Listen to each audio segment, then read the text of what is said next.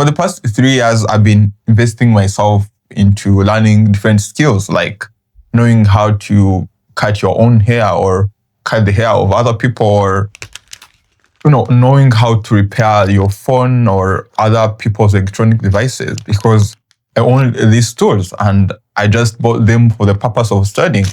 Or how do I use Matimeter to repair these electronic tools? Despite that, I'm also a chef in one restaurant in the country that I'm located in, and I'm a computer engineering student. So how a computer engineer choose to do a part-time job of cooking rather than focusing more on knowing how to code and, probably finding other opportunities which relates to his career. To give a hint on what I'm talking about, I want you to look at the price of getting a haircut in the country that you are in.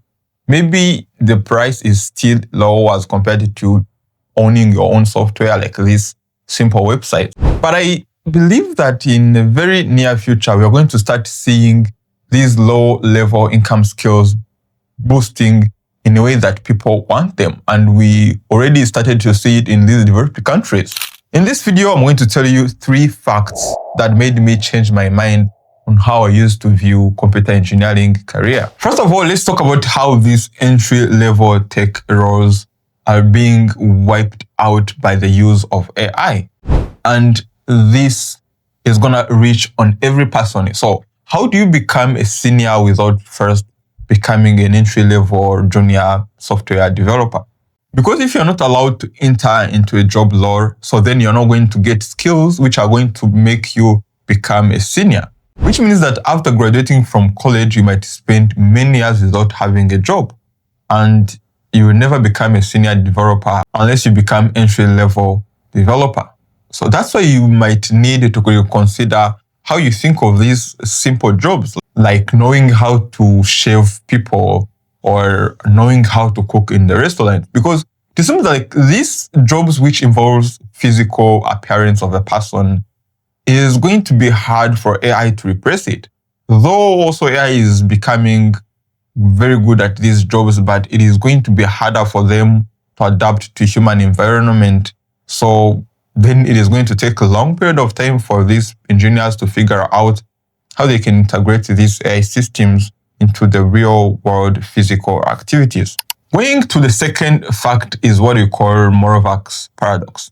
This simply means that these jobs which requires to use human brain are very easy for AI to perform than these works which requires human physical activities, like use of your hands, like use of your foot, which is very difficult for AI to perform, which means that that is where the opportunity is.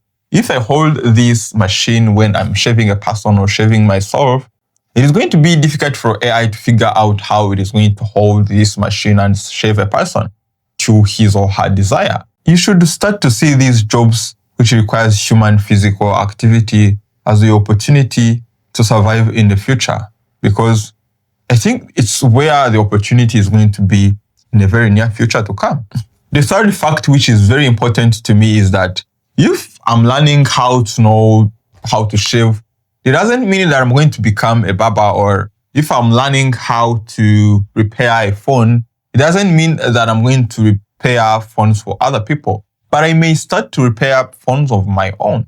And this is going to prevent me giving away money to other people, and I'm going to be giving job to myself.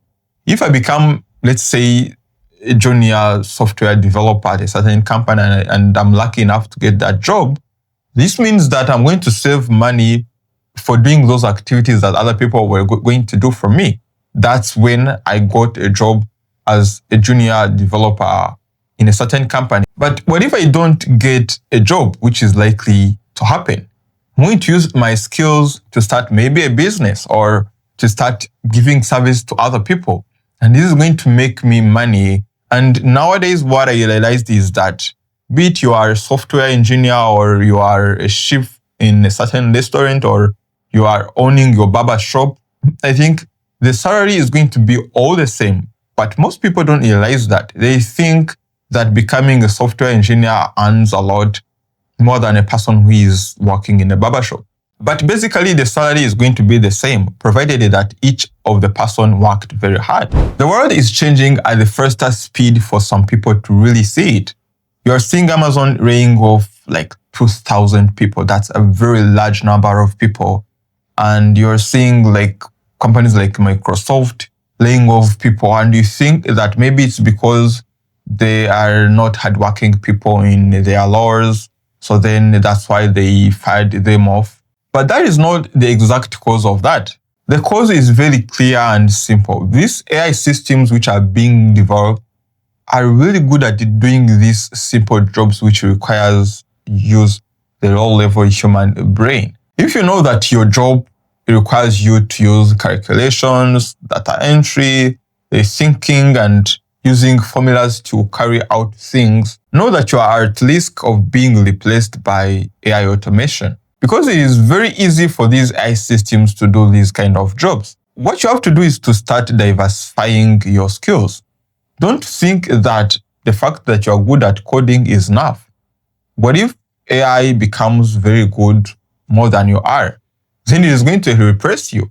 The only people who are going to survive are the ones who thought about this before, as I'm telling you right now, and they take particular actions regarding to this problem that we as people are all facing. Thank you, and if you enjoyed this video, remember to leave a like and a comment, and subscribe to be with me in the next video, which talks about AI and technology. See you in the next video.